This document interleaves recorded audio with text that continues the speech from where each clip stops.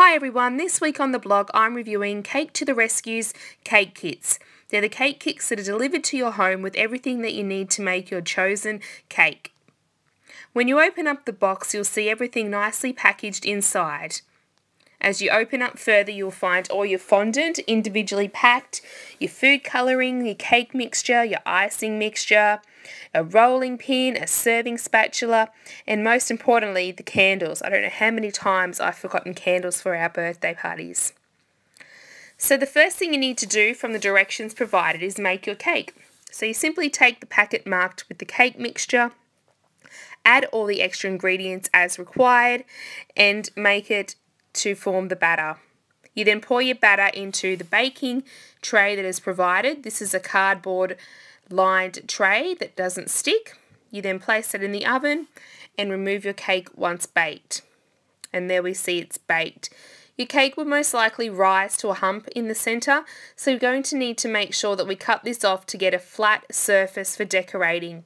I simply used a serrated knife to remove it, as shown here. Okay, now that we've got a nice flat cake, we can cut out our template from the sheet provided and place it on top of the cake. Then using a sharp knife, simply cut around the cake template as such. You'll then end up with some pieces left over, which you can either eat into later or throw into the bin.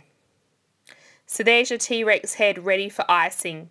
The icing mixture is provided. You simply make that as directed and adding your food colouring to form your buttercream. You then spread this over your cake as shown with a flat spatula or a flat knife. Okay, the cake is now iced and you're ready for your fondant detailing. Following the directions will tell you what you need to do in each step.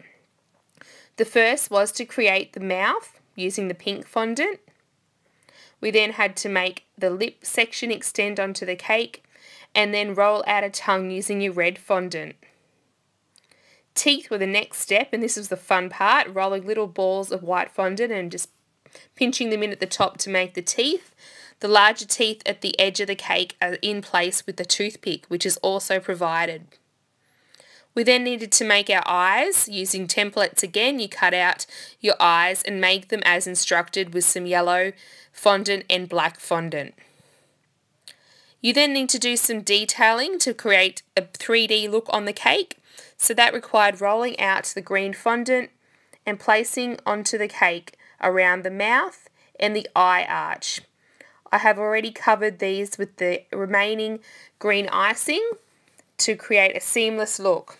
The last step was to add in the black nostrils and I was done. As you can see here, some close-ups of the detailing. And there's the cake made. This was a really fun cake to make.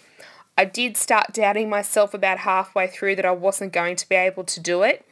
And Lou from Cake to the Rescue did say this was one of the harder cakes to make, so I was really happy that I did get it done and it looked pretty much close to the picture.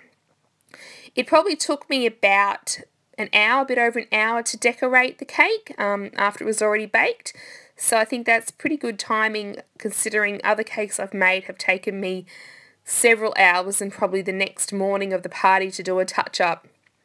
I'd probably recommend baking your cake the night before and wrapping that up tight and then icing it on the day of the party, as the black eye did blend into the yellow eye part a bit, so I wouldn't want to make your cake too far in advance.